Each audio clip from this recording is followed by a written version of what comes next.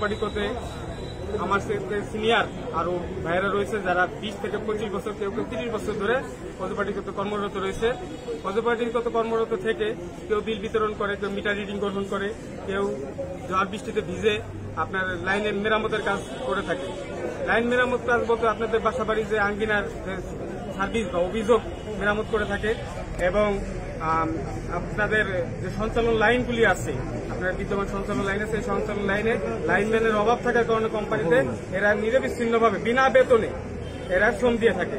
অজপাটিকত piece রেটে যারা চাকরি করে থাকে এদের মজুরি নির্ধারণ করা হয় পিস রেট হিসাবে, অর্থাৎ 3 টাকা থেকে 3 টাকা 50 পয়সা মিটার রিডিং গ্রহণ এবং 1 টাকা 40 পয়সা থেকে 2 টাকা 50 পয়সা পর্যন্ত প্রকার ভেদে মানে স্থান ভেদে বিল বিতরণকারী হিসাবে। সেটা দেখা যায় যে পিস রেট হিসাব করলে আপনার এক একজনের মাসিক মজুরি আসে 2 থেকে আপনার সর্বোচ্চ 10,000 টাকা পর্যন্ত। এখন এইভাবে এই মজুরি দিয়ে আমরা দীর্ঘদিন চলে আসছি। বর্তমান বাজারে যে বৈষম্য, যে বাজারের উদ্যোগতি, বাজারের যে দ্রব্যমূল্যের উদ্যোগতি, এই উদ্যোগতির সাথে জীবনযাত্রার মান আর আমরা চালিয়ে নিতে পারছি না।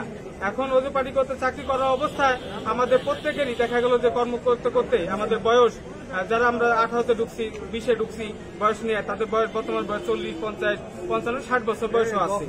এখন আমাদের দাবি যে আমাদের বয়স সীমা শিথিল করে আমাদের যে শিক্ষাগত যোগ্যতা আছে, এই শিক্ষাগত যোগ্যতার ভিত্তিতে কোম্পানি শূন্য পদের বিপরীতে, কোম্পানিতে অনেকগুলি পদ শূন্য রয়েছে, এই সমস্ত শূন্য পদের বিপরীতে আমি চাই না একটা পদ চাইতেছি না মিটার বিডিআর, আমি চাই না যে আমি মিটার রিডার হিসেবে কাজ চাই, এরকম না। আমার চাকরিরা চাই কোম্পানিতে যে শূন্য পদগুলি আছে, এই শূন্য পদের বিপরীতে আমাদের শুধুমাত্র বয়স সীমা শিথিল করে আমাদেরকে চাকরি স্থগিত করার জন্য আমরা আজকের এই দাবিতে উপনীত হয়েছি। আমরা বিগত দিনে বিভিন্নভাবে কোম্পানির বিভিন্ন ম্যানেজমেন্টকে আমরা বলছি, বোঝাইতে চাইছি, কিন্তু আমাদের কেউ দাবি রাখে নাই। আজ দিচ্ছি কাল দিচ্ছি করে করে যে হয়রানিমূলক ভাবে আমাদেরকে অদ্যপ্রতিবন্ধ রাখা হয়েছে, আমাদের বয়সকে শেষ করে দিচ্ছে, আমাদের যৌবন আমাদের এই অধিকারকে ফিরিয়ে দেওয়া হবে, এই লক্ষ্যে আজকে আমরা শ্রমিকরা একত্রিত হয়েছি এবং আমাদের সাথে যারা টেকনিক্যাল সাহায্যকারী রয়েছে, কারিগরি সাহায্যকারী রয়েছে, তাদেরকেও আমাদের সাথে নিয়ে তাদেরকেও আমাদের এই বৈষম্যের অবসান ঘটাতে হবে।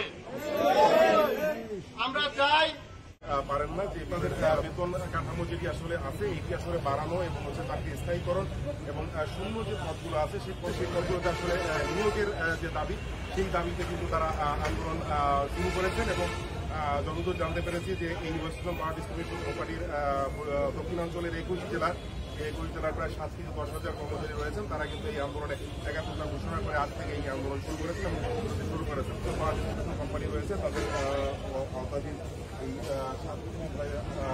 7 কর্মচারী রয়েছেন, তারা কিন্তু এই আন্দোলনে একাত্মতা ঘোষণা করেছেন এবং তারা কিন্তু কর্মসূচিতে গিয়েছেন আজ থেকে।